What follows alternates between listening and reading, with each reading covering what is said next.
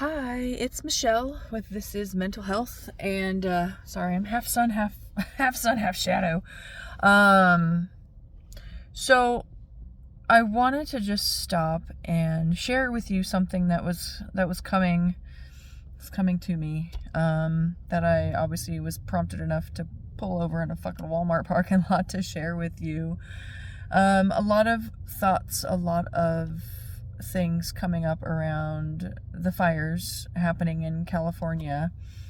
Um, Devastating, absolutely devastating and sad. And there's all kinds of different things to say and feel about it. One of the things that came to mind particularly is that during a time like this, I've even seen some people who are like, been interviewed on the news already, which number one, I'm like, dude, you were so like right outside of a very traumatic experience and you have news stations up in your face asking you questions. So bless your heart for talking to them, sharing with the rest of the world like what you're kind of going through. And I've seen people like, oh, it's just a house,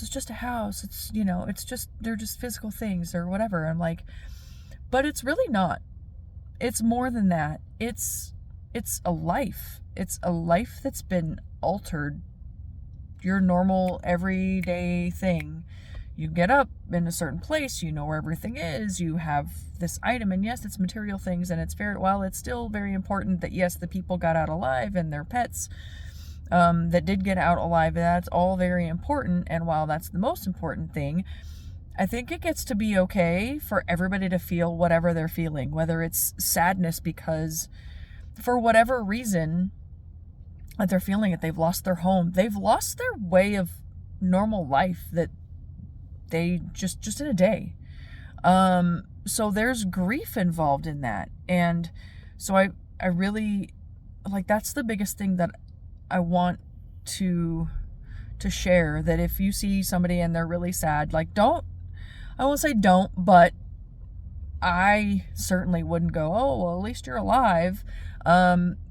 If we can have compassion for the people whose lives are literally completely changed, like where they live, what their routine, their everything that was so like just their unconscious mind just did what they did. I get up and I go to the sink and I just whatever, like that's all gone.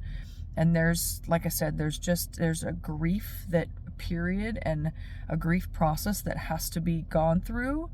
And even like I live in Nevada, I live in Las Vegas. A lot of people from California now live here. Even talking to my mom grew up in LA in that, not in that exact area, but like places she knows, places that she used to go to, friends and family used to live there, and she used to race her car down Sunset Boulevard, like all these things. Like if you have any tie to the area or know anybody who does, like it's okay to feel how you're feeling.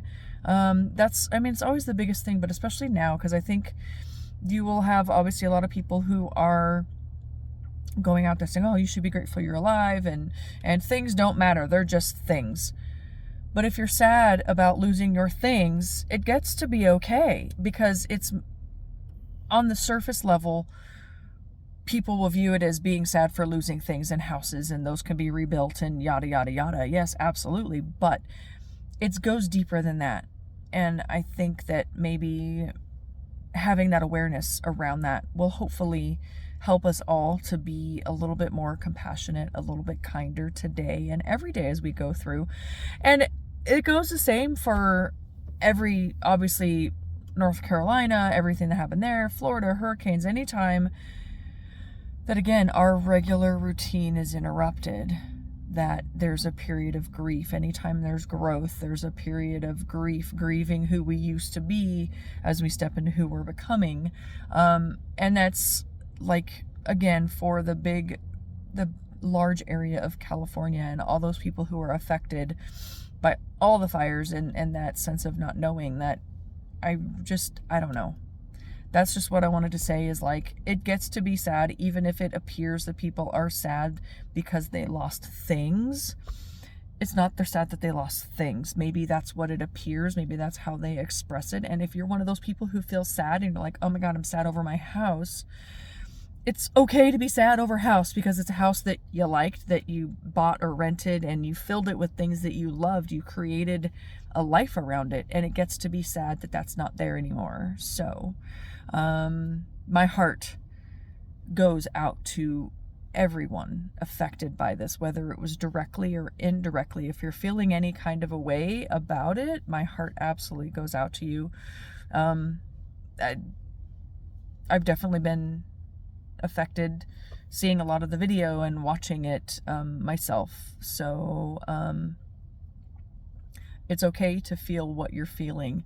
More than anything, I want you to feel it, because feeling it's the only way through. As I always want to know, are you picking up what I'm laying down over here?